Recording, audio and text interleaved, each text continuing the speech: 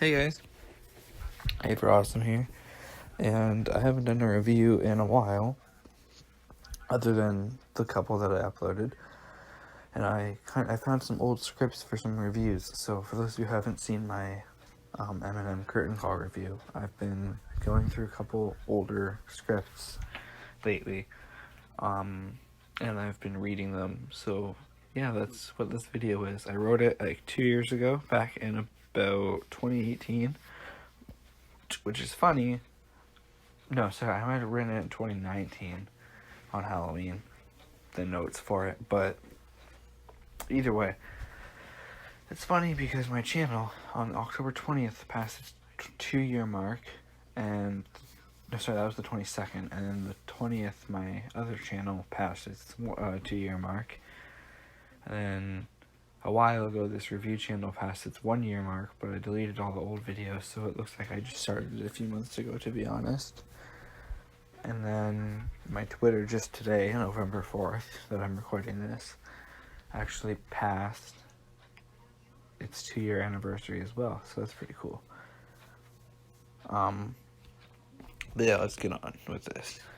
With the plot of the movie, and then some notes. In October 1988, Bill Denbrough crafts a paper sailboat for Georgie, his 6-year-old brother. Georgie sails the boat along the rainy streets of the small town Derry, Maine, only to have it fall down a storm drain. As he attempts to retrieve it, Georgie sees a clown in the drain, who introduces himself as Pennywise the Dancing Clown. Pennywise entices Georgie to come closer, then bites his arm off and drags him into the sewer. So, Bill Skarsgård is a much creepier Pennywise, but that comes to the cost of believability. Now that Pennywise looks and acts the way he does, which is creepy, it makes no sense that any kids would ever get close to him. And also, the movie finally shows us what the miniseries wouldn't let us see, which is Georgie getting his arm bitten off. The following summer, Bill and his friends Richie Tozier, Eddie Kasprak, and Stan Uris run afoul of the older bully Henry Bowers and his gang. Bill, still haunted by Georgie's disappearance, calculates that his brother's body may have washed up in a marshy wasteland called the Barrens. He recruits his friends to investigate, believing Georgie may still be alive. Richie is way better in the movie as he is actually funny. Ben Hanscom, one of Bill's new classmates, learns that the town has been plagued by unexplained tragedies and child disappearances for centuries.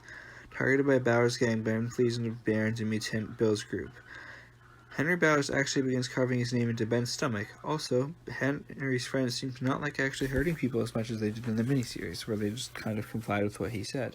They still comply in the movie, which is this version, but when he goes to cut, they actually say, "Whoa, Henry, what are you doing?" Also, they try to humanize Henry Bowers by showing his abusive dad, but to be honest, it doesn't work very well. They find the sneaker of a missing girl named Betty Ripson, while a member of the Bowers gang, Patrick Hockstetter, is killed by Pennywise while searching the sewers for Ben, who Patrick Hockstetter is not actually in the miniseries. Beverly Marsh, a girl bullied over rumors of promiscuity, also joins the group. Both Bill and Ben develop feelings for her. Later, the group befriends orphan Mike Hanlon after defending him from Bowers. Each member of the group has encountered, which, by the way, the Mike part, he's bullied for being a quote-unquote outsider in this R-rated version of it. Yet, the miniseries from 1990, which was rated G, or I think it might have been rated PG, was allowed to say the N-word and use racism as their reason, which was the book's reason for them not liking him. Anyway, each member of the group has encountered terrifying manifestations of the same menacing clown who attacked Georgie: a headless undead boy, a sink that spews blood only children can see, a diseased and rotting leper, a disturbing painting come to life, Mike's parents burning alive, and a frightening phantom of Georgie. Now calling themselves the Losers Club, they realize they are all being stalked by the same entity, which they refer to as It. They determine that it assumes the appearance of what they fear most, awakening every 27 years to feed on the children of Derry before returning to hibernation, and moves about by using the sewer lines, which all lead to an old stone wall hidden under an abandoned house. After another attack by Pennywise, the group ventures to the house to confront It, only to be separated and terrorized. As Pennywise gloats to Bill about Georgie, the losers regroup and Beverly impales Pennywise through the head, forcing the clown to retreat. The group flees the house and begins to splinter, with only Bill and Beverly resolute in fighting it. Weeks later, after Beverly confronts and incapacitates her sexually abusive father, Pennywise abducts her. Now, I have to admit, Beverly's dad is actually incredibly disturbing, though not as bad as the book, of course, considering you can get away with much more in a book than you can in a movie. Beverly is actually a character in the movie and not just a love interest for the kids like she is in the miniseries. Which, now that I think about it, none of the kids really had much character. They had more character than the adults, though. Fun fact, the leper is played by Javier Botet, who also played Slenderman in that horrible Slenderman movie from 2018 that everyone seems to be covering lately, that I will not cover because I loathe it. So they do a stupid montage as well, where they clean this bathroom of the blood that came out of the sink. Another stupid moment was the Losers Club meeting Mike. It was done well in the miniseries, I think. I mean, I have it written down in the script from years ago, but I haven't actually seen the miniseries in like 2 or 3 years, so I completely forget. Anyway, they have a rock war, and like, have you ever been hit by a rock? It hurts like heck. It's not some stupid little joke. Plus, the rocks they use are massive compared to the little rocks I've been hit in the head with. And not to mention that one of these kids tried to kill them. Does it matter to the Losers Club? Nope. They just treat it like it was nothing and move on.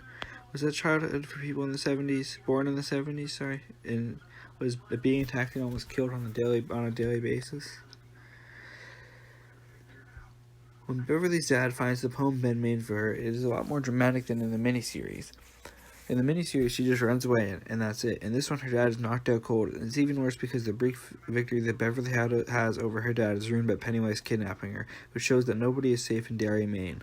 Also, Bev being kidnapped by Pennywise never happened in the miniseries, and probably not the book either. I don't know. I still haven't read it yet, even though I own it, because it's like over 1,000 pages.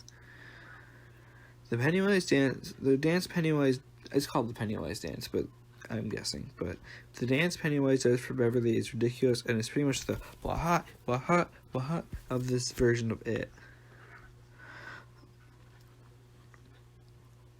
The Losers Club reassembles and travels back to the abandoned house to rescue her.